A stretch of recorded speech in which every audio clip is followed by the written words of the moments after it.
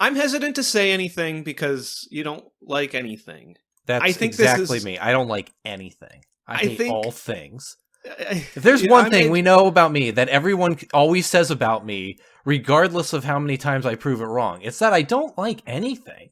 I'm just a straight up not liker. You're so baffled by my list of things, my ranking of things, because you just don't like things. I don't. You could never. Now, if you had made a list of things you didn't like, I'd be like, yeah, you'd be like, oh, this makes perfect sense. Number 1, list of things. Number 1, list. Number 2, the word of. Number 3, things. I have come on a mission of gravest consequence, for I am the Watcher, member of an ancient race far older than man. But though our power is great, we are pledged only to watch, never to interfere. But now mankind faces the greatest danger it has ever known, the danger of the Watchers of Earth 199,999.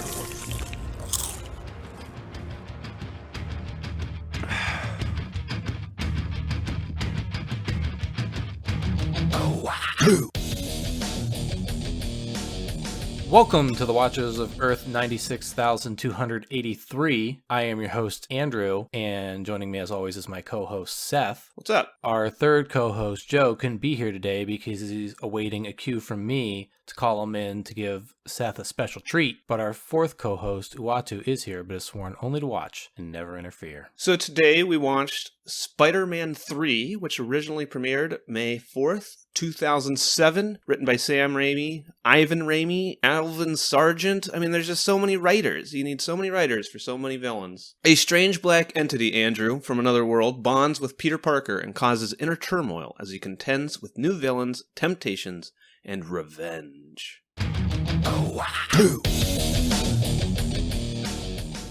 So, Andrew, in a sentence or less, what did you think? Fucking come from my throat. Call me a contrarian. This is the best Raimi movie. It's not perfect. At many times, it's not that great. It's way too long, like all of these are. But I think it has some of the best action. I think for a movie that is very clearly just like throwing Venom in, I think it very awkwardly like actually fits Venom into the plot. It's just unnecessary and could be cut out. But it utilizes him better than I thought. For everyone that just says like, oh, they smushed 3 villains into one movie and it's a mess. I don't think it's as messy as everyone says. I think this is the most fun Spider-Man movie of the Raimi trilogy. Of all of them, you said. No, I said, did I say of all of them? Of all the Spider-Man No, movies. This is the most fun of the Raimi 3. And I mean... including the Tom Holland ones. Of the Raimi 3. Is that like the Warriors 3? The best. Stop coming at me. Yeah. I mean... we both said we wanted to go to bed and now I'm just sorry, here. Go. No, I'm the problem. Well, I'm going to rub dirt in your eye. Okay. Oh, you like this movie so much you didn't even remember the hit line from Topher Grace. No, I got what you said. Or no, that's not even from... it's about Topher Grace. So, I did hate this movie so much. It's long, like we've said for all of these. I think this is super boring. I think there are huge, boring chunks. I think this is the most boring out of all of... I'm even going to say all of Spider-Man media. Like, it was long, and there's not a lot that matters. It's also...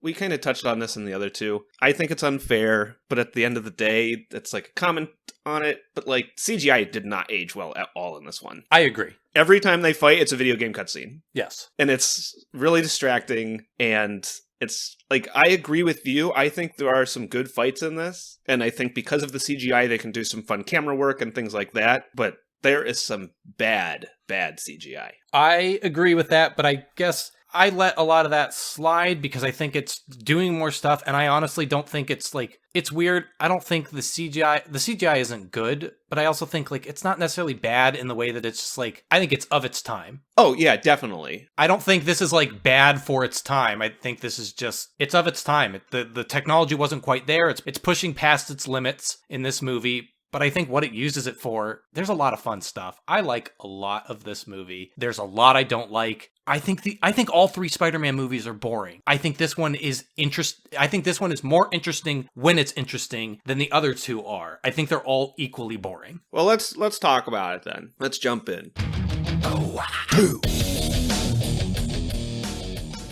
Peter gives Harry a coma in a fight. I think this fight's the first, like, this was the one that kind of got me on board. It starts off a little slow. I was going to do a bit with the introduction, and I didn't care about figuring out, especially because anytime I felt like I was going to start my bit with the introduction, then you'd cut me off because you'd be confused, but I was going to do the whole, like, all three of these movies, intro with Tobey Maguire saying I don't mind the voiceover bookends. I know you do. I hate them so much. They're so stupid. I don't know why I don't really have anything. I know our big disagreement on these Raimi movies is charm and kind of the campy. I think this one has a lot. I think this one has none. This one has so much charm. That one's not true. But I think it's hard because there's obviously a fine line with camp. I don't think anyone will disagree. And regardless of, I think you can adjust your line wherever you see fit. But there is a fine line. And I think here, there's a lot of melodramatic soap opera stuff in all three of these movies. But for whatever reason, here, like, I think maybe because of, like, the weirder, like, I don't think the angst works with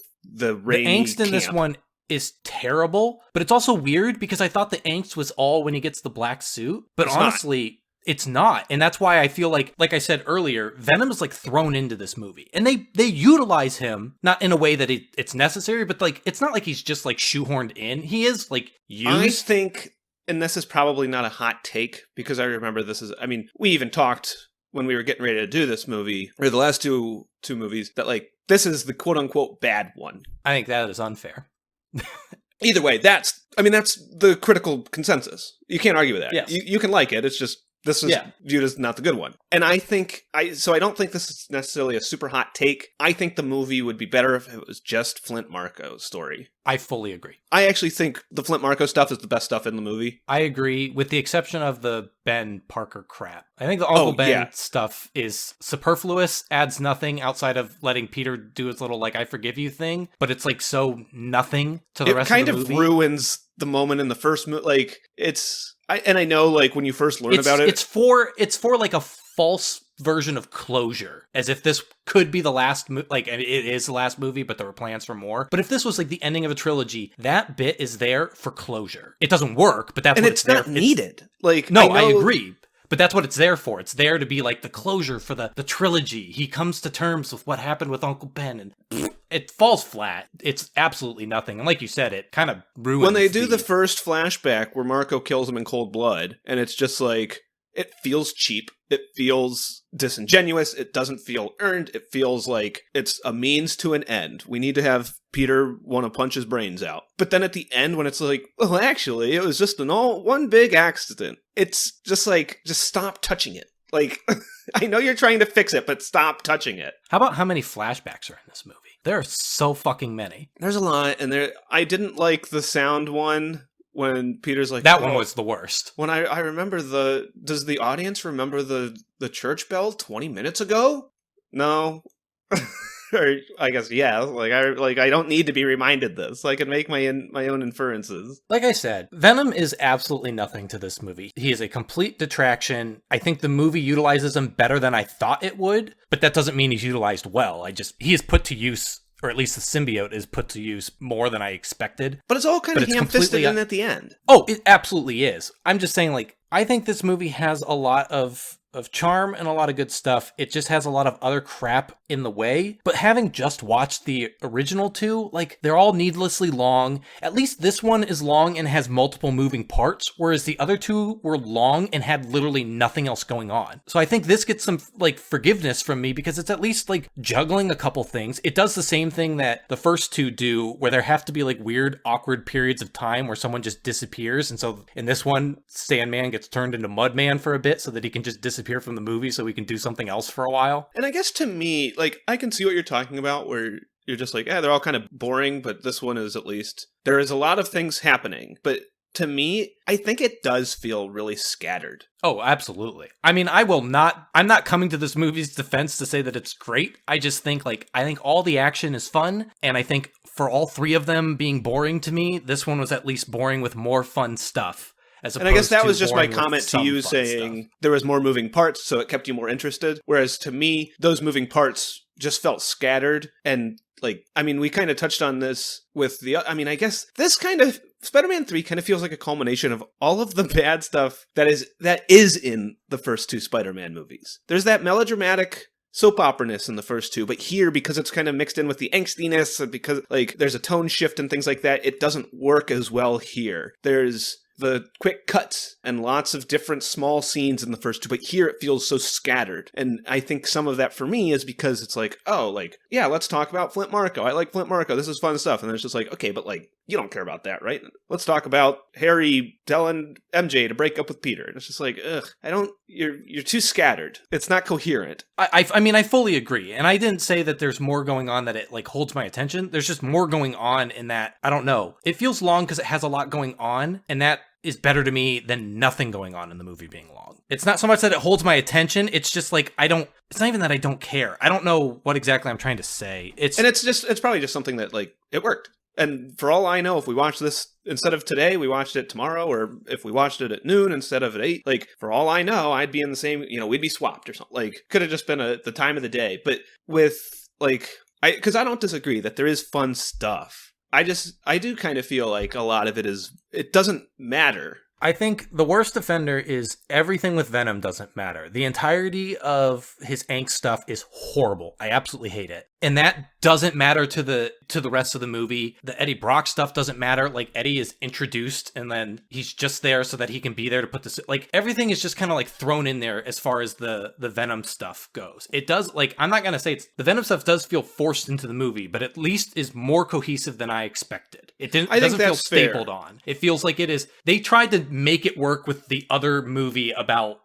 I could see this. I don't know what the original movie was. I don't know if there was an original plot that then they threw Venom into, because I know Venom was forced upon Sam Raimi. He didn't want to do it. He doesn't like Venom. I don't either. And I think Venom is terrible in this. You mentioned something about like the Flint Marko flashbacks being the bow tie at the end of like the trilogy of just, this might be the last one. And Venom feels like this might be the last one. We got to do Venom. That's what the fans want. I agree with you that for what they did, it's not as bad as I remember. I remember kind of leaving the theater when I watched it when it came out, and just, instead of leaving the theater, 13 years later or whatever, I just sat on my couch and said this sucked. But I do remember just feeling, I remember the big talk about it was that, like, we gotta shove all this crap in. Like, 3 villains was too much for the world. But I will say that the beginning was good. I don't know when I was off. I distinctly remember thinking that, oh, this might be better than I remember.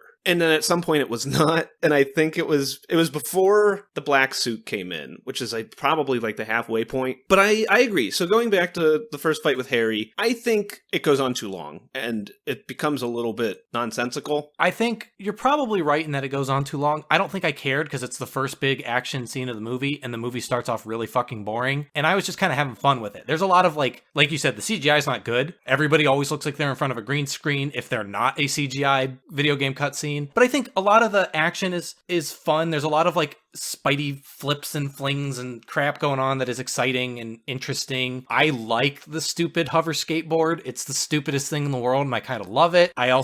It got an audible guffaw out of me when he smacks his fucking head in the web. Oh, when Peter could have literally taken his head off by the clothesline? That's dangerous. It's fucking hysterical. It's so funny. And Harry smacks his head like that where his head hits something and his whole body flips over. It happens at least 3 times in the movie. It might even be the same like scene. Like they might have just taken that cut and just moved it later in the film. One of them is when he's fighting Peter in his apartment and Peter like throws him into the ceiling and he hits his head on like the door frame and flips over. Well, I know it happens when he's fighting like Flint too. Yeah. Okay, so at the start of the fight with Harry, there's really good stuff where like the camera's following Pete swinging around Harry as he's like doing his little like spider bullet things. And I think a lot of the stuff before they go in between the buildings really worked for me. And then they go in between the buildings and it just kind of felt like it was going on for a long time and nothing was really being like, there's not a lot of space to do neat things. I guess I felt like there was a lot of neat, I don't remember details, so I guess don't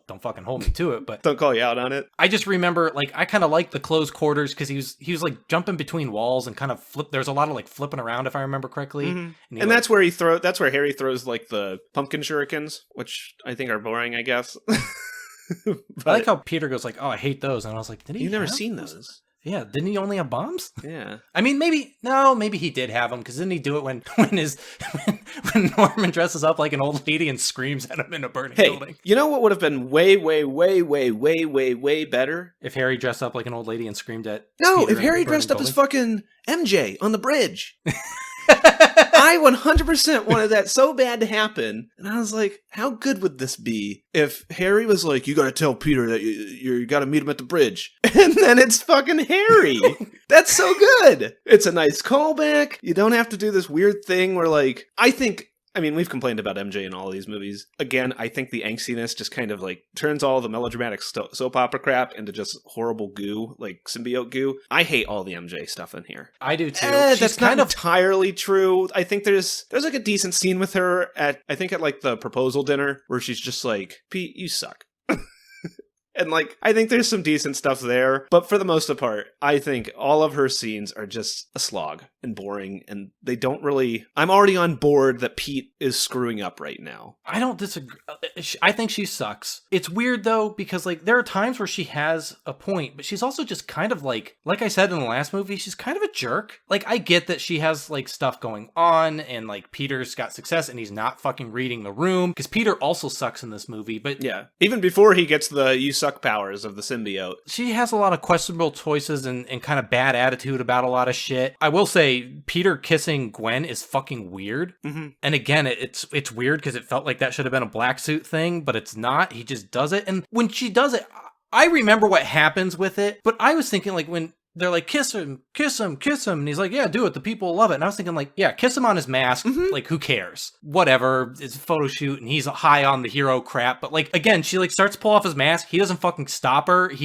They full on make out. And then later on with MJ, he's like, why are you so upset? And I'm like, you suck, dude. Well, and that's kind of a big problem with this movie is that, like, Venom, the symbiote is supposed to amplify, like, your characteristics or whatever, especially aggression and crap. But, like, I mean, I guess it does. But it doesn't turn Pete into a dick. He already is in this movie. It turns him into more of it turns him into, like, it's weird because it turns him into like a completely unlikable scumbag. But he's already kind of scummy early. Like, I don't think he's scummy. Well, I think he is. That's the thing. He's not scummy earlier. He's a jerk, and he's making like he's not reading. Like I said, he's not reading the room. He's not understanding what he did wrong. He makes wrong choices, but he's not really a jerk so much as he's just like kind of a dipshit. I guess it's a little bit of naivete too, because he's finally popular and famous. And I mean, whenever he talks to MJ, he always is like, "Oh, when I'm Spider-Man. And I guess you're not wrong in that. It's weird because is he a jerk before the symbiote gets him? No, but is he likable? And the answer is unfortunately no. Yeah, I agree. But it's also like, I don't know. The symbiote's weird in that.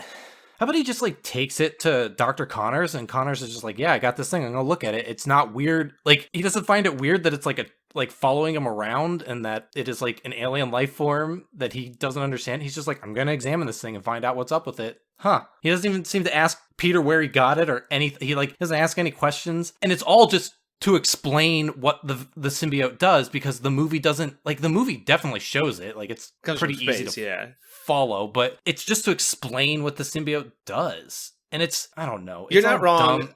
The symbiote's also weird in that, like, it covers his suit because he's wearing his suit when he goes to bed, but then later it just, like, seems to completely replace his suit. But then he keeps it in a chest, huh? It doesn't replace his suit. That's my problem. See, but it does, because when he tears it off, it is full-on symbiote. When he's in the bell tower, he is pulling that thing off, and it is, like, full-on, like, goo. Oh, he's not tearing apart his suit. My problem was that, so when he's, like, laying in bed with his red suit on, and then the symbiote gets him and... Yeah, that's what I'm saying. It covers his suit, and then essentially just, like, becomes his new suit over top of his suit, and he treats it that way. He treats it, like, with a mask that he can pull off. He stores it in the briefcase from the first movie for no fucking reason. But there's still the red suit. Yes. That's the problem. I know. No, I agree with you. I'm saying, like, movie can't seem to understand what it's... I mean, he could have a spare red suit, but... And we see the red suit hanging, but later on when he puts it on, he has to dramatically take it out of that... Like, they forget that it was hanging on a hanger. I just assumed that he was like, I'm Black Spider-Man now. Oh, sure, he absolutely could. I'm just saying, like, based on the information the movie gives out... Yeah, it just the same thing is, like, it covers his suit, and it doesn't care that, like, it covered his suit before, but now it is his suit. Yeah. And it just... He keeps... It's dumb. So here's something I wanted to get out of the way earlier, and I completely forgot. Did you watch something real quick about the symbiote? Yeah. I like how the symbiote looks when it's just like weird goo and it's just like shooting forward and clinging itself onto stuff. What do you I like? like that. Do you like it when Topher Grace is coming out of his mouth? No, it's disgusting. It's and the I hate worst. it. That's the worst CGI. And he's got like stupid glow in the dark vampire teeth in. No, well, yeah, but I'm even talking when he's like talking to Flint, and he's just like, it's just Topher Grace's 80-yard voice Oh yeah, it's the over worst. CG. I'm just saying like the goo when it's like clinging. I like kind of the way it just like kind of like rolls. It looks very And it just, picky. Yeah, I like it. It's cool. it's the best CGI in the movie. Yes. Anyway, you were saying. I wanted to get this out of the way earlier. Did you watch the editor's cut? Which I don't know how that's different than the first I movie did. where an editor cut it, probably. When you had asked that before, I saw that there were two versions, and I was There's kind of three. hoping you'd watch. Well, there's a 4K version. I was kind of hoping you would watch the other one just so I would know. I didn't want to watch. It's like 2 extra minutes. I don't have I know. time I for don't that. have. That's what I said. I said they're all too long. I might as well cut it where I I was can. kind of curious what was there because in the editor's cut, like I don't know what they removed from the movie that, and also an editor's cut is weird. Doesn't an editor already cut the movie when it goes? Wow, to that's a really the- good joke. Hey, when you edit this later and I made that joke, you could just cut my one out. I didn't hear you say it. No, Probably that's what I because said. we've I both was been like cutting each other off the whole time. if you're interested, which you're not, but if our audience is interested, which there's none. So the Ditkovich is the landlords. Did you know they were the Ditkoviches? I guess I never realized that Ditko was in their name, but I do remember him calling him Mr. Ditkovich. Never caught it before. So in the original, Peter like apologizes to both of them, the father and the daughter. But in here, later, he just apologizes to the daughter. I liked when he yells at him and then the guy actually says he's a good boy. He must have something going on. He knows it's that same like moment with Jameson that we like, where he's just like, he hates Spider-Man, but he's loyal. I agree. That's good. Peter's fight with Harry begins differently. This is the second fight. I guess in the original one, Peter just fights Harry after Harry taunts him, but in this version, he's like reclining on the couch where his father died, which I think is probably better. I don't think I care either way. Speaking of the fight with, I guess not the fight with Harry, but the scene afterwards when he comes back to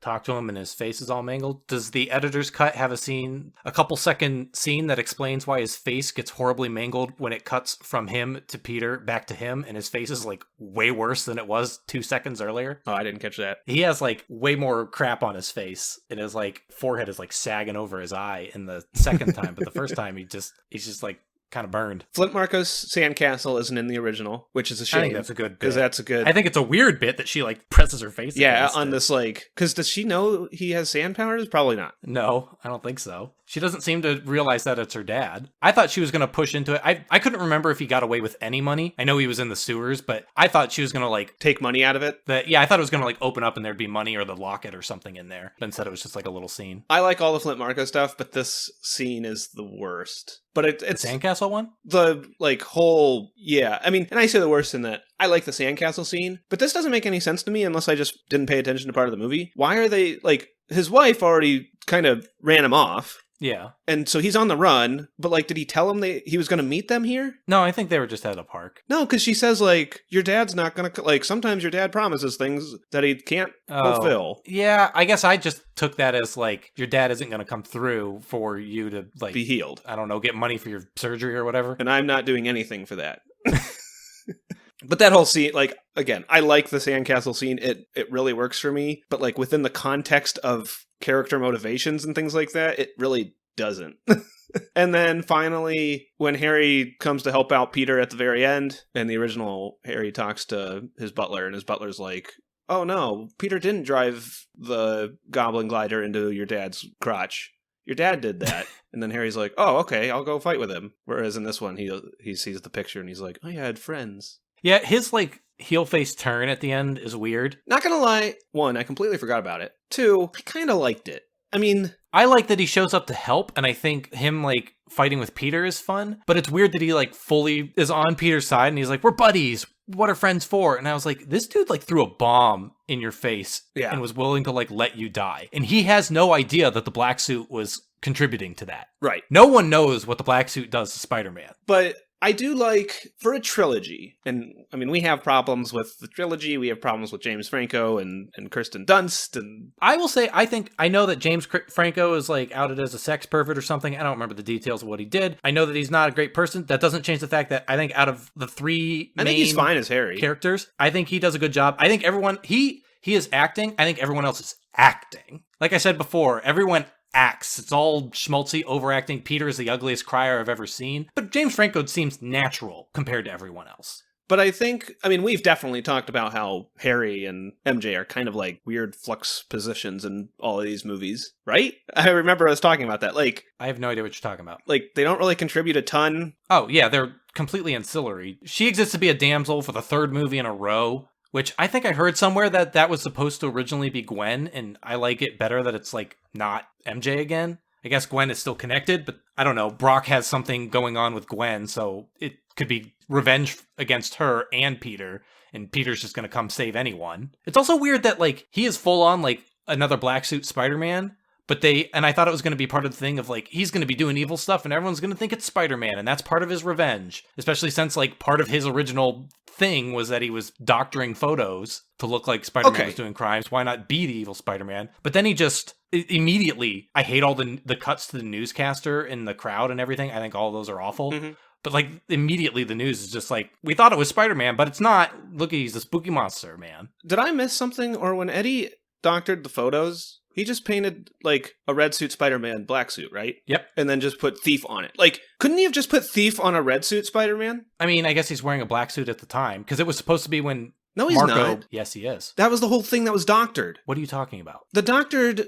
Oh, wait. Start over. The doctored photo is a red Spider-Man suit doctored to be black. Yes. But he's not doing anything wrong. No. There's just a big Thief headline on it. No, he has him holding money. Oh, he doctored money in. Okay, that's the part I was missing. He doctored him out of, because it was like him swinging through the city, and they changed to him leaving he changed the background to the bank and put a bag of money. Okay, so I did mess up. All I caught was that it was just like red suit and now black suit. And I was just like, but it looks like the same picture. Yeah, there was more to it than that. Well, good. Which is weird because, like, I don't know, the cops know a Sandman did it. I'm sure the bank people would say a Sandman did it. Sandman seems to be redeemed at the end of the movie, even though that's weird. So I don't think he, like, murdered everybody, so there aren't witnesses that can say, no, Spider-Man didn't rob from us. So I don't know how he thought he was going to get away from it, but it doesn't matter because it exists for one scene. It exists for a scene for Peter to show up and say, fuck you done goofed it. Well, and it makes Topher Grace, like, have nothing left to lose, and... No, I agree. I'm just saying, like, it is... You don't have to think past the logic of how it happened because it doesn't matter. The Daily Bugle printed the picture. Yeah. And then there's repercussions to that, but it doesn't matter that, like, Peter comes in and says, like, it's doctored. It's not the bank or the police said Spider-Man wasn't there, or he showed up later. The money was returned, because I assume it was returned, because he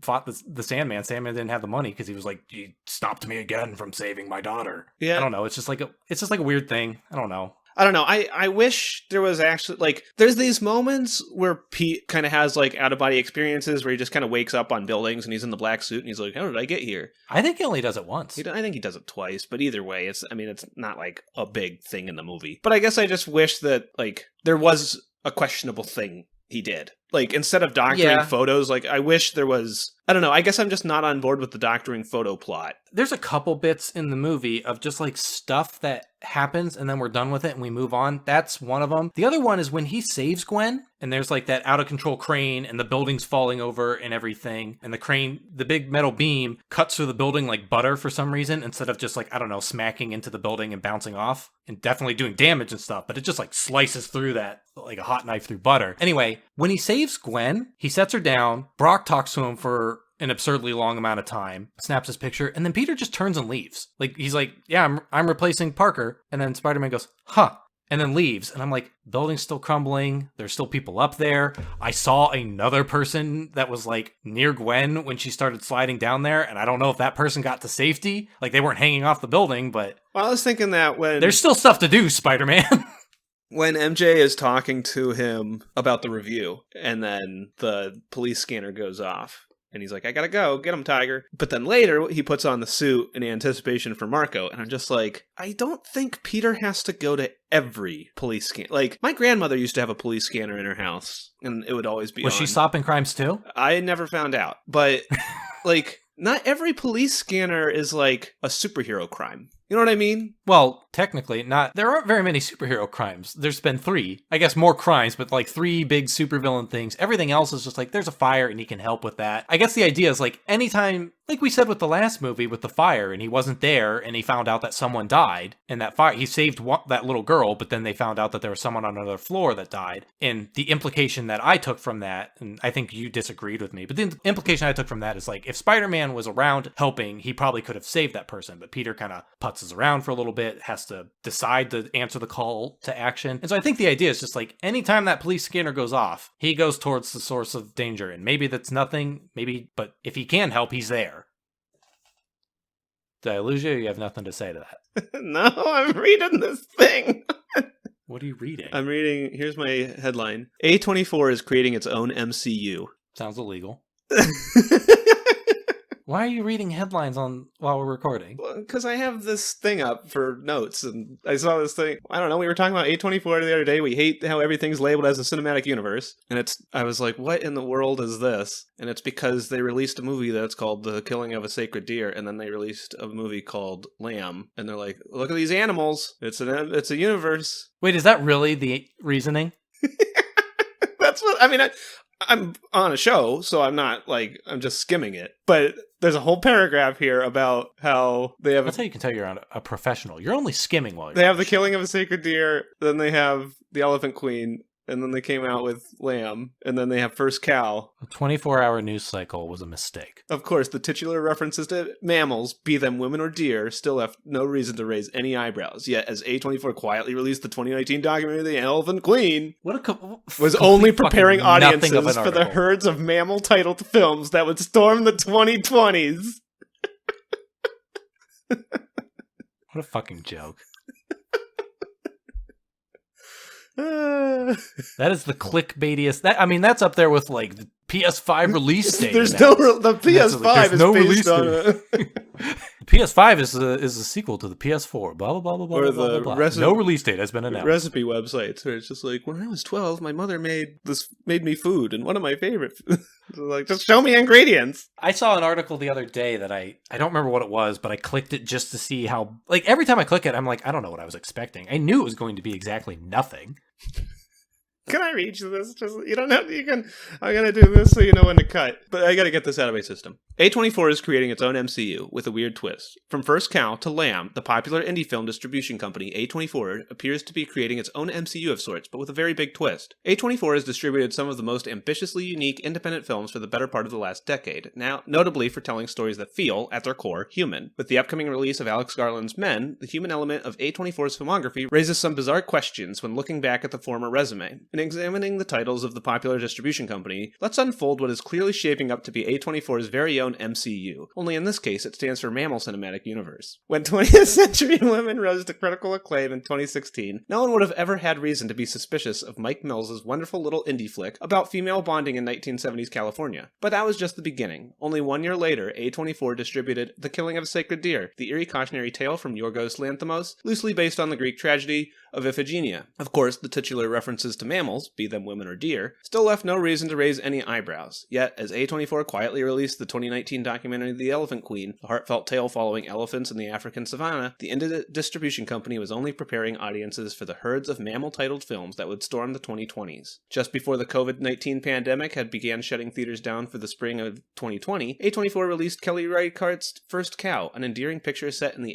1820s about two northwestern travelers and their prized moving mammal. With attention toward quarantine content, A24 gained positive traction once First Cow dropped on VOD, but then the following year shook things up. 2021 saw the unimaginable release of Vladimir Johansson's Lamb, the bizarre folk horror film about a humanoid lamb-child hybrid, making things real weird for the mammal category. Thanksgiving then proceeded to undergo A24's The Humans, the Stephen Karam New York City-based family drama, cows, lambs, and humans alike, and all released within a short period of time. A24 is building to something here. A24 films will now trek forward with Men, the latest entry from Ex Machina director Alex Garland, following a cryptic journey of a woman embarking to the English countryside after the death of her husband. Very little is known about the upcoming film, but with Men as the actual title, the mammal argument still holds water. The human animals are expanding with men, 20th Century Women, not to mention John Cameron Mitchell's How to Talk to Girls at Parties. Meanwhile, animal-titled films are having their heyday too. Still not convinced? Perhaps A24 is planning a crossover with their non-mammal titles, such as The Lobster or Ladybird. Whatever the distribution company is planning with these creatures, Ladybird. there's clearly an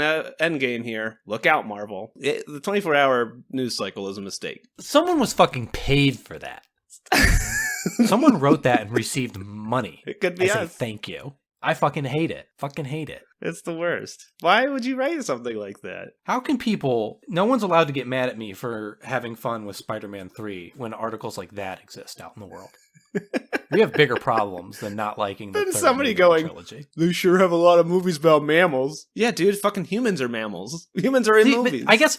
I don't know which annoys me more. If someone actually genuinely believed that and wrote an article, or what actually happened, someone just wrote an article to write an article. Just to... Because they Make knew it rent? would get clicks. Like, How about the line, the I think human that- mammals are expanding?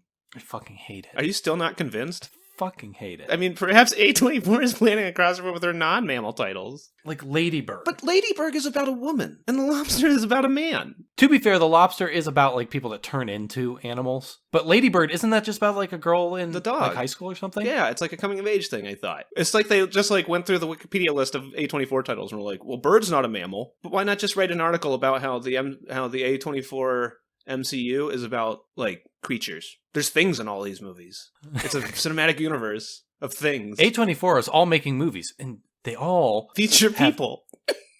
Each one has A24 flash before the screen before the movie It's starts. a cinematic Could it be- universe. Could it be meaning something?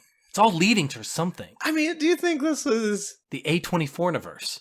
the A24ification verse? That's what I want. All these movies have fucking. They do, though. Do you watch these movies? I don't. Well, remember in the movie The Vavitch, that lamb gets fucked. There's It's a a goat. Goats are just male lambs.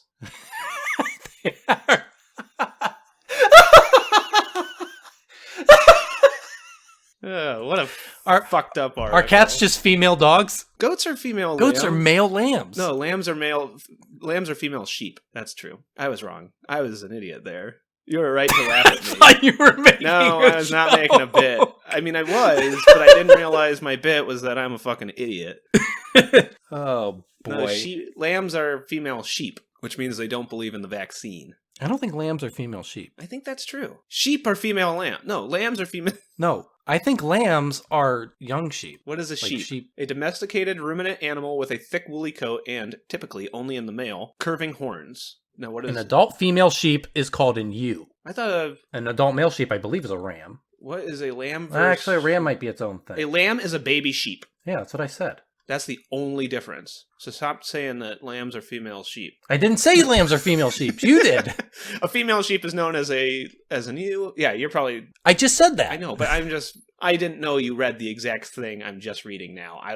I thought you were just saying things from your smart brain. And I was like looking it up and being like, okay, this is the answer we wanted. Regardless, there's lamb, sheep, goat, rams in A24 films in the cinematic A24 universe. Okay, I'm going to do this. You're going to forget what all this stuff means. We wanted to make this a quick one, and here we are, not even talking about the movie. I had other things to say about this movie, but I don't remember what. I liked the J. Jonah Jameson bits. I loved the whole bit where he had all the pills on his desk. There are good jokes And in this movie. There are great And that jokes in is this one movie. of them. Betty Brant just keeps like buzzing his intercom and it shakes his entire desk. That's great. That's a great joke. Especially when it's about his blood pressure, and then she's like, "You gotta take your medicine," and then he picks the wrong one, and she buzzes him. It's perfect. It's great comedic timing. The other one, shit, I don't remember what the other one was. I believe it was after that though. But there was like another good. Oh, the Bruce Campbell maitre d' joke. That Yep. bit. Where Peter's like waving to MJ, or not Carly Cooper, Gwen Stacy, and Bruce Campbell's like, "Bring in the champagne." No,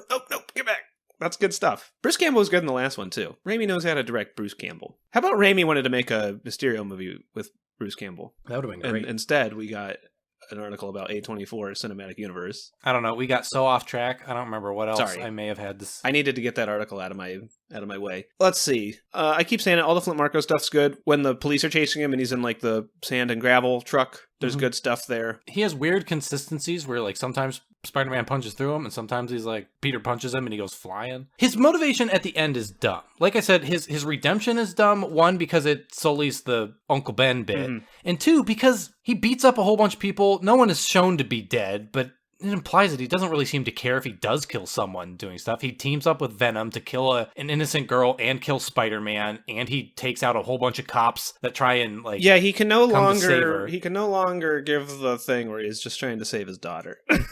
But then at the end, Peter's like, I forgive you. And he's like, okay, well, then I'm just going to turn into sand and leave. And I'm like, wait, what? Well, to be fair, Peter I mean, was like, I've heard... What's Peter going to do to stop him? But also, like, he just, like, lets him go. And he's like, all right, see you later. Peter was like, I did bad things too. If you don't turn me in, I won't turn you in. How about when Eddie Brock doctors the photos? Like, there's also the weird thing where it's established that the Daily Bugle is not the most it's kind of feels like a Batboy rag, because they talk about how, like, oh, it's the best paper in New York, aside from the New York Times, and this other paper, and this other paper. But, like, everybody loves Spider-Man until Eddie Brock is just like, thief? And then everyone hates Spider-Man. And it just, like, I know there's already, the movie's already slow enough, but it was just a very quick turn.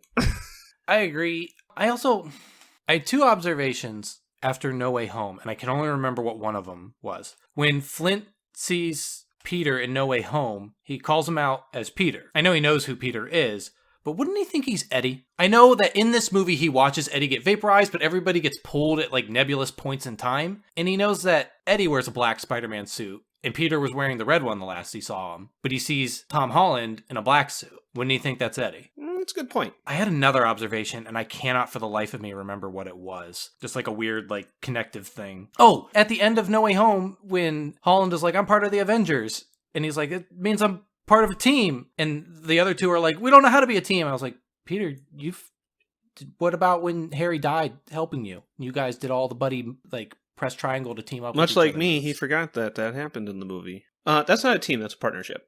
Team implies that's 3. Partnership. It's different. Okay, here's something I like about the trilogy as a whole. I like how Harry Osborn kind of has, like, I mean, it's not a great arc, but I like how, I mean, as much as we were saying earlier that, like, it doesn't really contribute a ton to these movies, I do like, one of the things we've talked about with the MCU is that everything's kind of, I mean, I don't know how to say this without being hypocritical. A lot of the small stuff is limited to the movie it's introduced in. Would you agree? Yeah. But here I feel like Harry kind of has a thing in each movie. Like, it's not great, but so I like at the... Harry is the most connective tissue of like an overarching plot developing. It's weird because it basically opens up in this movie with him telling... Much like all of these movies have something happen and then it just kind of like shuffles it off for a bit so it can do the rest of its movie and then bring it back when it's convenient. It opens up with the continuation and basically culmination of Harry's plot, only for him to get amnesia so that they can just have him like shuffle aside for a bit so we can do the rest of the movie and then have him get conked in the head again or whatever happens.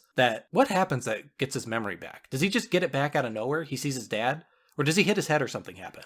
No, I think he just sees his dad. Like, but it basically gives him amnesia just to get him out of the way. Because it needs to address his like bitter rivalry with Spider-Man that happened at the end of the second movie when he found out that Peter was Spider-Man. And killed his dad in the dick. Yeah, so it needs to like do something with that, even though it seems to be a decent amount of time has passed since the last movie. It's weird. It's confusing, but it seems to be that enough time has passed. Peter seems to imply that, I guess it could have been like a week or two, and Harry could I assume it was real time. Like, I assume it's been like 3 years. I guess he does say something about like being Spider-Man for a couple years now. Which, I mean, you could argue, like, in the second movie, he had been Spider-Man for a couple years. You know what my favorite thing about the Sam Raimi trilogy is? What's that? It takes 3 movies to do what every single fucking MCU movie does and have the superhero fight the evil version of himself.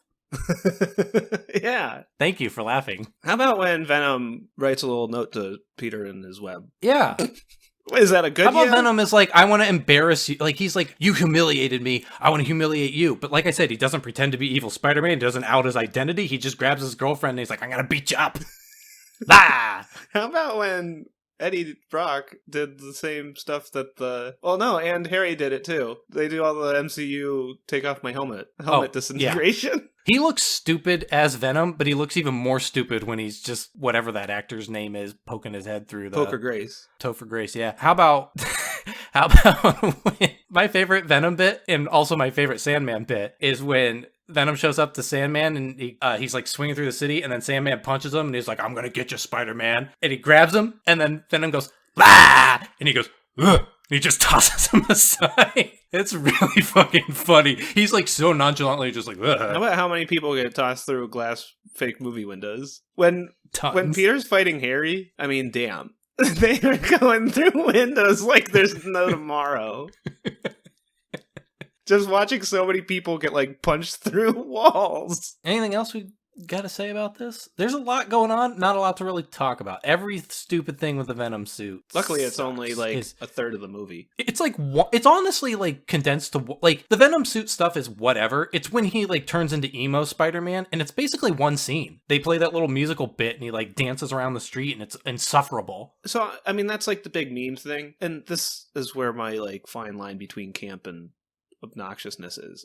That was like not good camp. Like, I hated that. I found it to be completely and utterly insufferable and obnoxious. And I guess, like, I want Peter to, I think, and I can't tell how much of that is just like Sam Raimi thinks it's funny. I don't know how much of that is Sam Raimi doesn't like Venom. Funny. Oh, it definitely is. It's just, I don't think it works. Think it reads but I don't know funny. how much of that, I don't know how much of that is he wants it to be a funny scene, and how much of that is just like he doesn't, it feels passive aggressive. Like, he doesn't like Venom, and he thinks Venom's stupid. So rather than making Peter, like, aggressive and angsty in just, like, a macho way, instead they just, like, make him angsty in, like, a stupid way. Like, he turns into a complete doofus, and he's, like, on the streets dancing like an idiot with his stupid hair, and everybody that passes him is making faces because he's a complete asshat. And it feels passive-aggressive. It feels like I don't want Venom, I don't like Venom, I think Venom's stupid, and I'm gonna make him as stupid as possible. Well, and like, Topher Grace early on, he kind of has that same energy, and it works a little better, where he's just kind of, I mean, and maybe this is just the instance of like, we're supposed to like Peter, and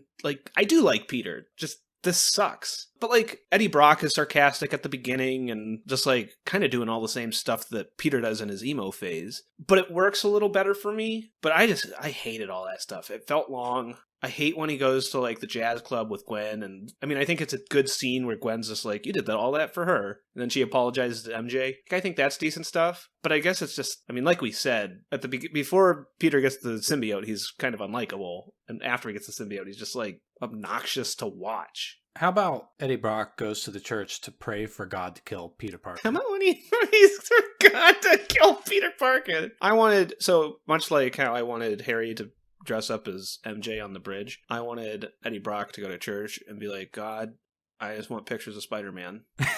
So there's the whole thing with like, Gwen Stacy's a shoehorned thing because she is absolutely nothing in this movie. She is there to be a character that comic people know, and to be like a new character to kind of like, she's, again, like Venom, she's utilized. She's to make Eddie Brock mad at Peter more, but like, well, she's to make Eddie Brock mad at Peter. She's there to be a rift between Peter and MJ. Like, she's utilized in the movie, but she also feels like kind of pushed in, where they're like, this is another character, put her in here. But like, they've already like committed, the first two movies have committed so hard to this being like Peter, MJ, one true pairing forever, that like you can't really throw in a love triangle. So she's not really even a love triangle. Like, even the scene where he goes on a date with her is literally just about like, MJ. Yeah, it's fucking weird. It doesn't help that she's introduced and then Eddie Brock comes in and he's just like, I'm dating your daughter. But then the next scene he's not, because I guess she breaks up with him to date Peter, or like, she doesn't even break up with him. She says that like they went on like they had coffee. Yeah, once. I guess it wasn't even like a thing. Like, Eddie Brock thought it was more than it was, but it's just like, I can't tell how much of that is he thought it was more than it was, and how much of that is just like Eddie Brock is kind of like a liar living in his own bubble. Yeah, it's hard to tell whether he genuinely believed that there was a thing, or he just like wanted it enough to just like, I don't know. He's weird. It's a weird movie. Mm-hmm. Anyway, anything else? I liked when he defeats Venom by like throwing a bunch of steel bars into the... I've always like, liked steel poles Venom's into the weakness ground. of like sound vibration. I think that's fun. I think the movie does a poor job of...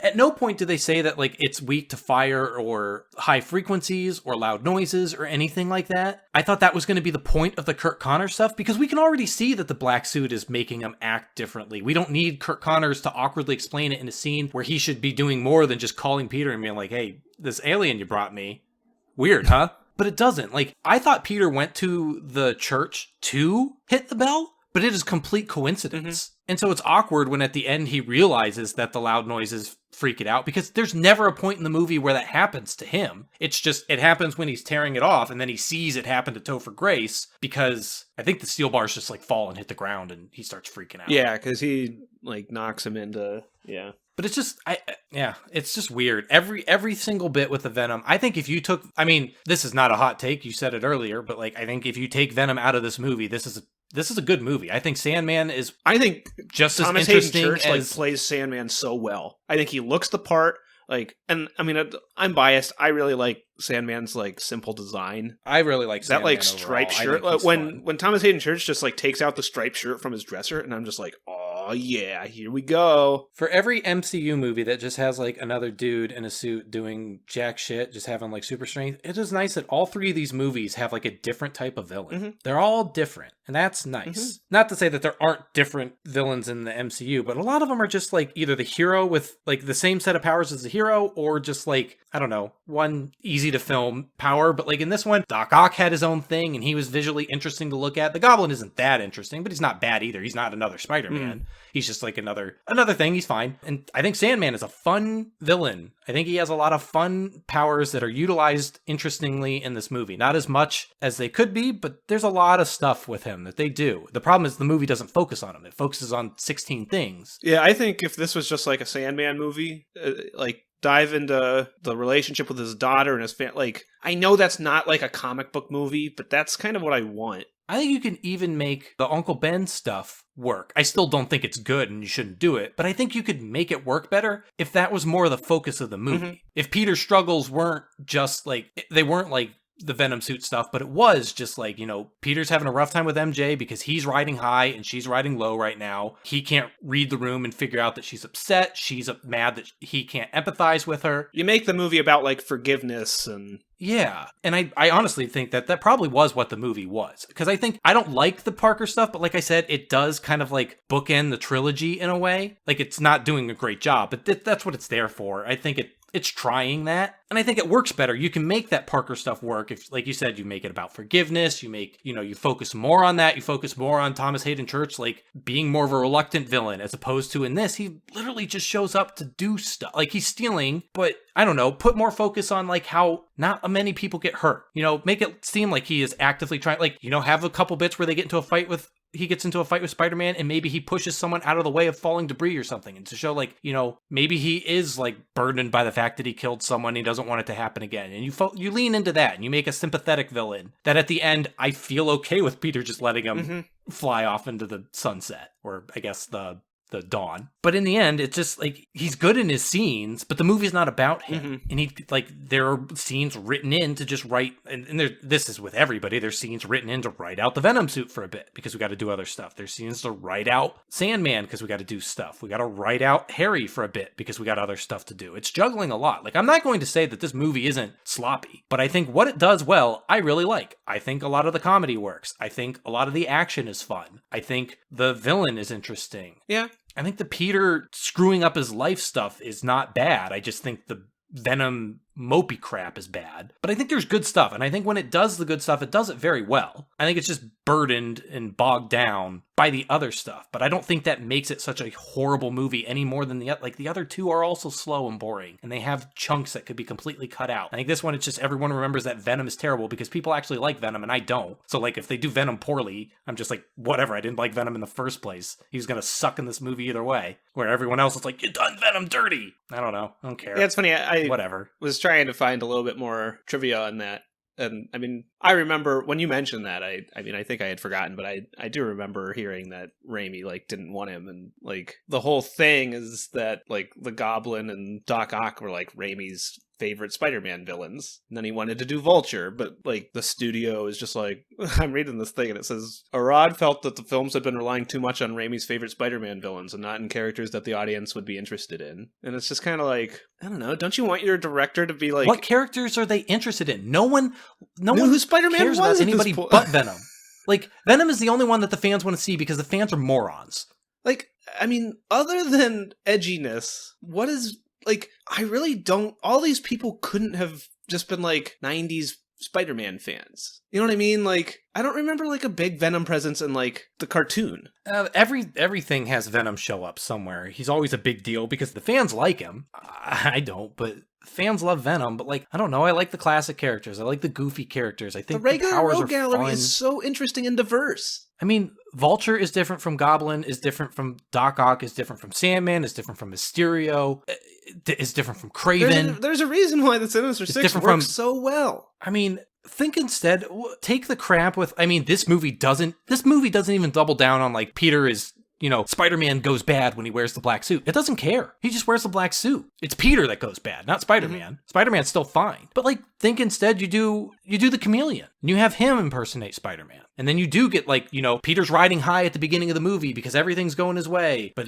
his love life is going wrong. But then, everybody loves Spider-Man, but then someone else is impersonating him and, ruining his life. And he has to track down. I mean, in that movie, you get Spider-Man fighting Spider-Man, but you get a Spider-Man that fights differently than him, that could ultimately do different things. Fuck, do that as like the 4th or 5th Spider-Man movie and have him be able to utilize other villains' powers. So he fights a one-man Sinister Six. But I just find Venom so uninteresting, and he is so ancillary to this movie that it does drag the whole thing down. I just don't think it deserves the hate that everybody gives it. I think what it does well, which is the stuff that Sam Raimi does fairly well. There's even like a bit, I can't remember what it is. There is some bit. It might be when Peter is pulling the pipe when he's fighting Sandman underground. But there's something where like there's like a noise and then it zooms in on Sandman. And every time one of the bolts pops on the pipe, it zooms in. I think that whole like subway tunnel thing is so good. When he's like ramming his face into the train, like the CGI doesn't look great, but there's a lot of good, like there's a lot of interesting ideas on how to use he pops the pipe and like forces him through the grate. That's all good stuff. But I mean,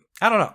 I defend this movie. I liked it. And as much as I liked the other two. It was boring to watch. I think talking about like there is good stuff in it. I mentioned earlier, maybe it was time of day or the day or whatever. I've kind of warmed up to it more since we've been talking.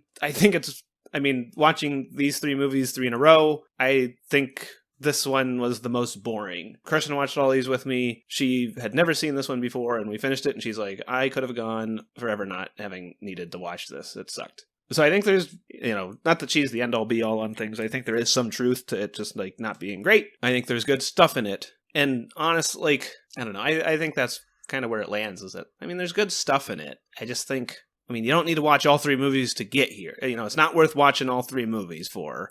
And I don't think it's good enough to watch just this one. You know what I mean? Like, since it is part of the trilogy, and it is kind of ingrained in a trilogy. It's like, does anybody just sit down and watch, like, Return of the King? Probably. Well, Lord of the Rings has, like, a crazy fan base, so you're right. But I just think it has a lot of problems that it was nice to watch these Raimi Spider-Man movies again. I probably don't need to ever watch them again, especially this one. I agree.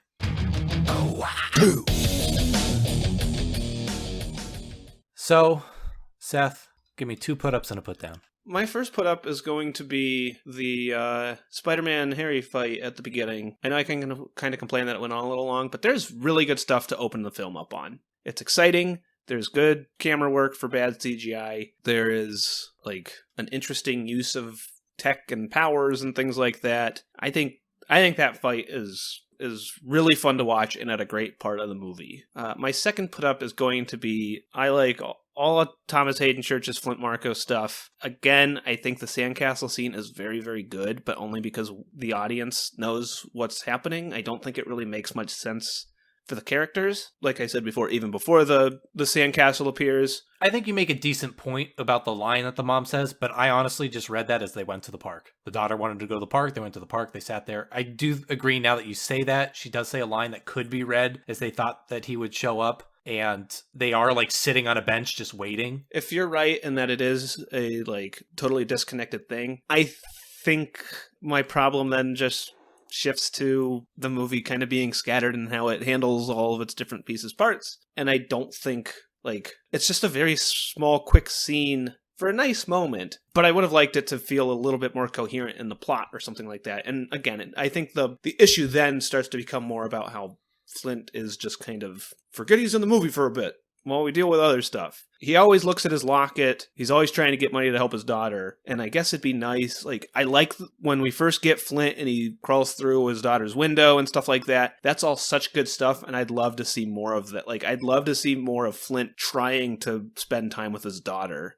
And then, like, his wife just being like, you're a criminal, you're gonna get your just desserts, and then how she can, like, I think that's all interesting story stuff, and it's a shame that we don't get it. And also, like we were just saying, a lot of the Sandman fights are really fun. He's a fun visual villain and all that jazz. Except at the very end, he looks like a God of War villain. My put down is going to be, I can probably get away with saying Venom here. I am going to say the emo Parker, and I think I'm going to choose that in particular because, I've gone on record with all three of these movies saying that I like Raimi's camp. I think there's fun stuff. I think a lot of times it doesn't take itself seriously. This just crosses that line, and it's not fun camp stuff. It's just annoying to watch. It's just disappointing. Especially I went in saying, okay, I'm ready for Raimi camp. I know everyone hates this stuff. It's not going to be that bad. And while I said that about like the movie as a whole, and I agree that it's not that bad, I mean, I don't know, maybe it is. It was really boring to watch. But this in particular was something that I was just like, oh, it's not going to be that bad. And it was like worse than I remembered. Put up one.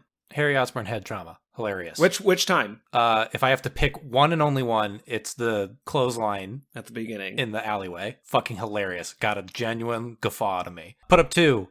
J. Jonah Jameson having a million pills on his desk and it constantly vibrating because Betty Brant is just like, she has no fucking fear. It's so good. I mean, I can extend it to you, like, the action's good. I like all that stuff. I like Sandman. I like all that. But those two were like memorable bits to me. Put down, like you, I could say all the Venom stuff because it really it ruins what I honestly think is not a bad movie. I think there's a very, very good core to this movie. I agree. I think that it's always hard to say because it's a total hypothetical, but without that Venom stuff, like, I think a lot of that stuff gets to breathe more. You're not jumping around as much. You're not having these weird parts where you're just like, don't know what to do with anybody. So you have to give them head trauma. But if I had to pick like a single bit, since I did two specific scenes for my put down would be when Peter is just like strolling down the street. It's playing the dumb music and he's doing his fucking dances and finger guns at everybody. I fucking hated that. It is agonizing. So bad. It is so uncomfortable and just, I hate it. Minor put up. I don't need every movie to do it, but there's only 3 of them. I always like when it does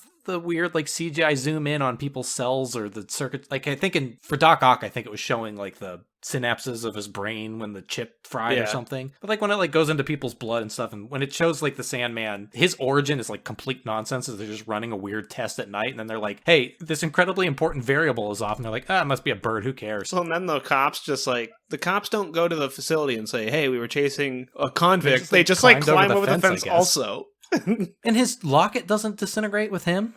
Why? Well, because he needs to hold it and show that he loves his daughter. But I like when it like shows all of his like cells crystallizing or whatever is going on. That's cool. I mean, it's whatever, but like it's a neat thing that is a through line through all 3 movies. It's better than watching the webbing at the beginning when it shows everybody's names in the credits and it recaps the other completely out of context. It doesn't even recap. It's just like if you had seen these movies, it reminds you what happened in them. But if you didn't, it doesn't tell you shit. I hate those. I mean, we talked about this. Those opening credits, again, they're like so video gamey. The CG is just, I mean, it's just stagnant stuff. I don't know why it looks so gross to me. And where did you put this in your ranking of every movie ever? I put it underneath Captain Marvel. It could probably go with the other 2. I don't know. I mean, it's just kind of throwing it in here haphazardly. I got it at 24. I liked it less than the other 2, but again, like talking about it a bit more, probably getting some of your excitement. I mean, there is good stuff in here. The act of watching it was really boring.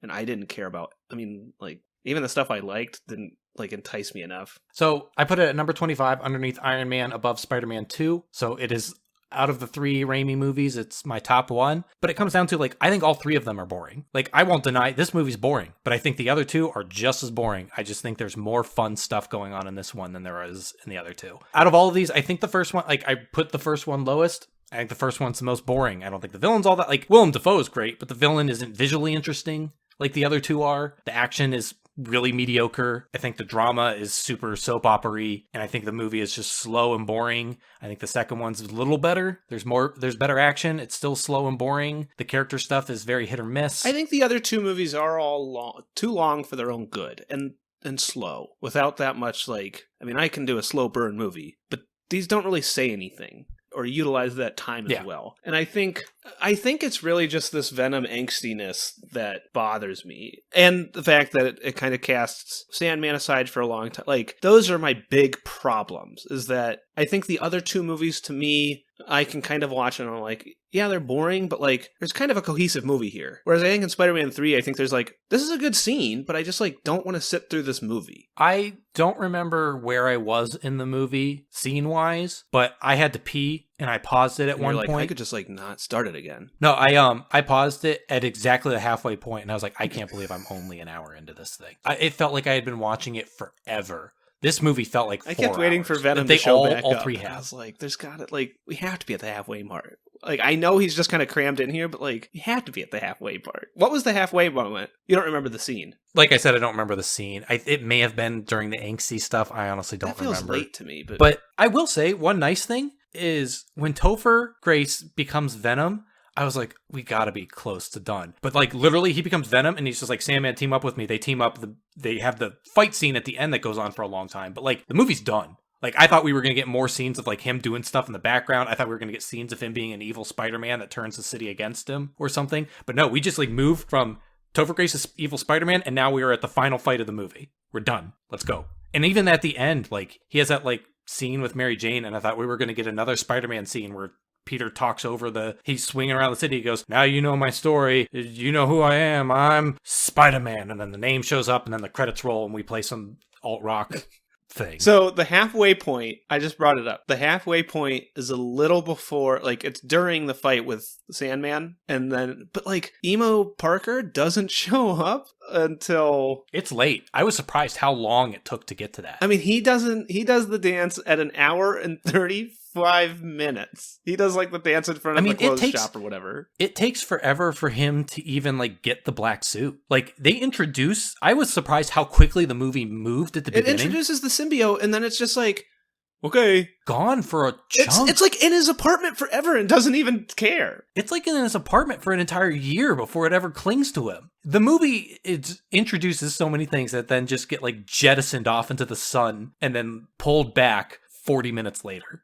It is wild. But I mean, to be fair, that's what 2 and 1 did as well. I think 1 wasn't as bad. 2 had like that whole thing where Doc Ock just kind of disappears for a bit so Peter can lose his powers and decide not to be Spider-Man. And the excuse is Doc Ock is building his machine. But yeah, I mean, Topher Grace turns into Venom at an hour and 45 minutes out of this 2 hour and 15 minute movie.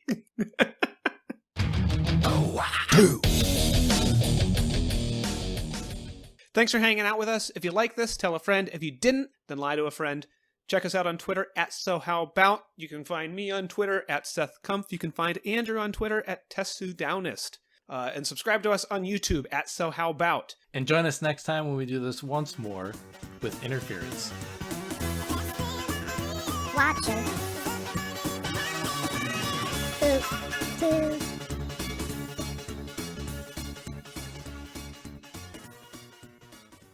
Well, Seth, I'm now glad the mics are off. I listened to you ask.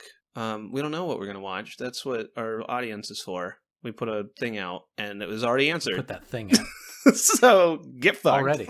Wait, it's already done? By the time this comes out, yeah. Oh, I thought you were saying like someone had already answered it and then you closed it off after an Where hour. it's first come, first serve. No, I haven't even posted it because I don't know what the fourth film is.